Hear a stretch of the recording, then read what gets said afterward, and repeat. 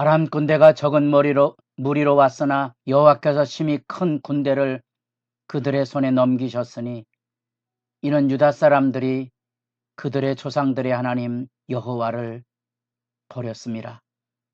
이와 같이 아람 사람들이 요아스를 징벌하였더라. 거룩한 새벽의 기도자 여러분, 역사 속에서 귀 기울여 듣는 하나님의 말씀의 교훈, 오늘도 우리 일상 안에서 그 말씀의 역사 앞에 무릎 꿇는 시간이 주 안에서 아름답기를 소망합니다. 오늘 우리가 읽어갈 하나님의 말씀은 역대하 24장 17절에서 24절까지의 말씀으로서 이 여호야다 대제사장이 살아있는 동안 선한 일을 행했던 이 요아스, 안타깝게도 여호야다가 죽은 후에 요아스의 왕정은 부패와 타락으로 무너져가고 하나님의 심판 앞에 내몰리게 됩니다. 범죄를 통한 세상의 지배를 지금 우리가 지켜보고 있습니다. 역대하 7장 14절을 기억해야 된다 그랬습니다. 우리가 역사 앞에서 책임 있는 신앙생활을 하기 위해서 우리들에게도 매일의 일상 안에서 분명한 하나님 앞에서의 자기 성찰, 악의 길에서 떠나 스스로 겸비하고 부르짖어 기도하면 그 경건한 삶의 모습이고, 이 여호야다가 요아스를 아내와 더불어 아달랴의 학살 중에 유일하게 다윗 왕의 후손으로 핏덩이를 키워서 7세가 되어 왕으로 세우고 여호야다의 반정이 이루어져 놀라운 의례의 역사를 읽을 때 요아스는 그와 함께하여 특별히 성전을 보수하는 일, 역대기에서 던지는 메시지, 신앙 회복의 진실이 어디 있느냐, 예배자로 서는 거고 성정 중심한 신앙 개혁을 이루어가는 일인데, 안타깝지만 여호야다가 죽은 후에 요아스의 그 경건 열심이 무너져서 등을 돌리는, 하나님을 저버리고 주님의 말씀을 저버리는 역사의 참담함에 떨어지게 됩니다.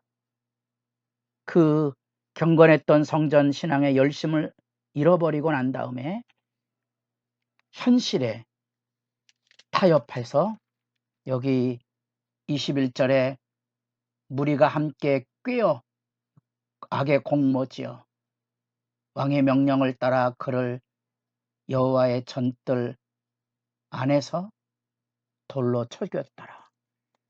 참담한 거죠. 자기를 죽음의 지배에서 건져내서 왕으로 세워졌던 여호야다 죽은 후에 그 아들이 자기의 죄악을 책망한다고 그를 여호와의 전뜰 안에서 돌로 쳐 죽일 수 있을까? 그게 인간의 모습이고 역사의 실제이죠. 여러분 각자가 개인이든 교회 안에든 일어나는 이 영적인 참상의 실체를 정직하게 직시하고 돌아볼 줄 알아야 됩니다. 얼마나 우리가 울어야 했던가, 바로 거기에 믿음의 진실이 있습니다. 17절, 여호야다가 죽은 후에 유다 방백들이 와서 왕에게 절하매 왕이 그들의 말을 듣고 그의 조상들의 하나님 여호와의 전을 버리고 아세라 목상과 우상을 섬겼으므로 그 죄로 말미암아 진노가 유다와 예루살렘에 임하니라.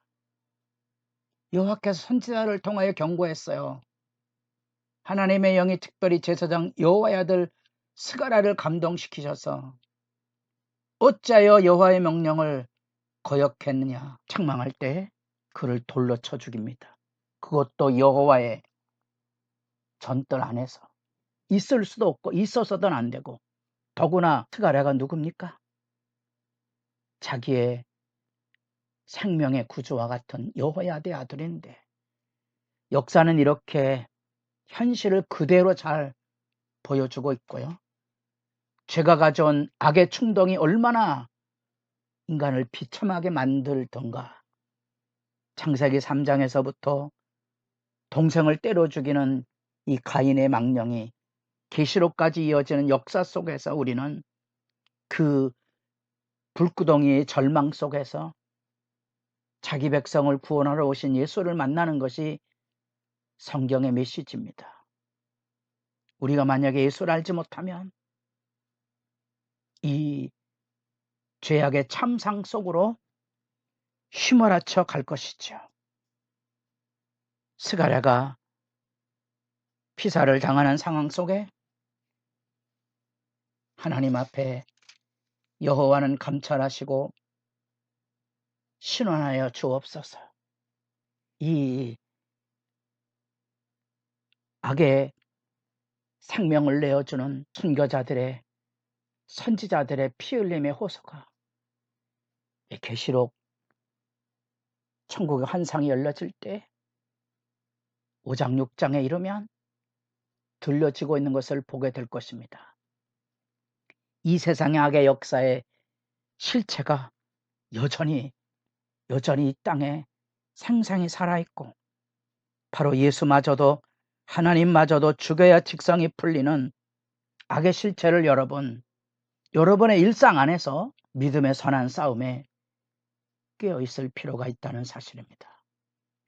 이 스가랴의 죽음은 예수님께서도 아벨의 피로부터 이 스가랴의 피, 성전뜰에 흘려졌던 그 피가 이 세상에 하나님의 심판의 실체라는 사실을 예수님도 언급하셨죠.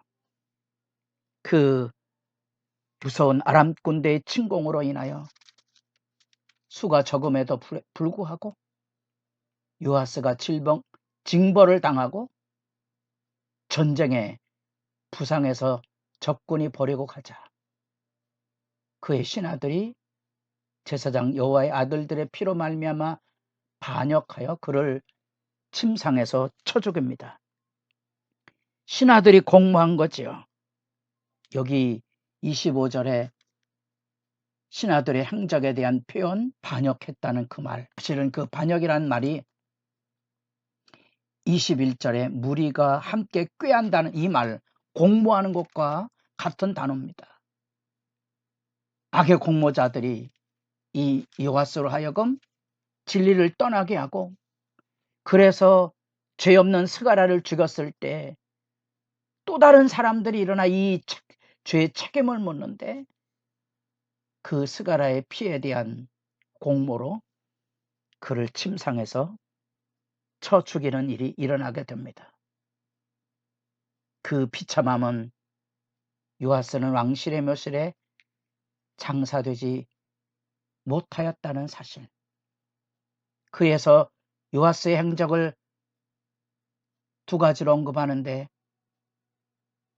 하나는 요아스가 중대한 경책을 받은 것과 하나님의 전에 보수한 사적을 두 가지만 언급하고 있습니다. 왜 사람들이 이렇게 여호와를 떠나며 살까?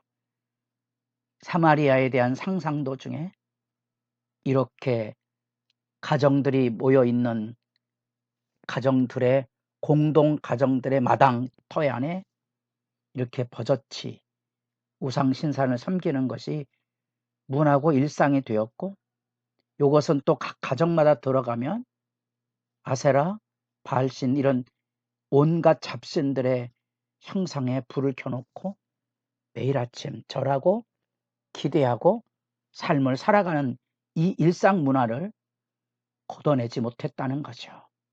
오늘날 우리 시대는 어떨까?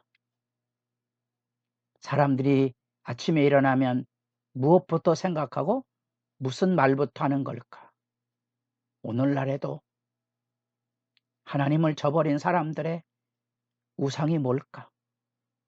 돈과 권력과 성적인, 그리고 음식에 대한 탐심, 주식에 대한 집착, 미래에 대한 불안, 끊임없이 아침마다 그런 것에 절을 하며 살아가는 역사의 증언에 주의 말씀에 경종을 두를 수 있어야 되고, 역사는 이렇게 말씀 신앙의 등불이 끊임없는 미혹으로 사람을 무너뜨린다는 사실, 그게 역사의 통곡이고 역대기 기자의 눈물의 호소입니다. 이 경건한 율법 말씀 신앙에서 뒤돌아서지 말자는 거죠. 하나님을 향한 믿음의 길에 세상을 향하여 뒤돌아보지 말라는 애타는 호소와 절규가 오늘 말씀에 요아스의 몰락이 가슴 아프게 다가오는 역사의 증언이고 호소입니다. 주 앞에 응답하는 기도의 시간이 아름답기를 원합니다.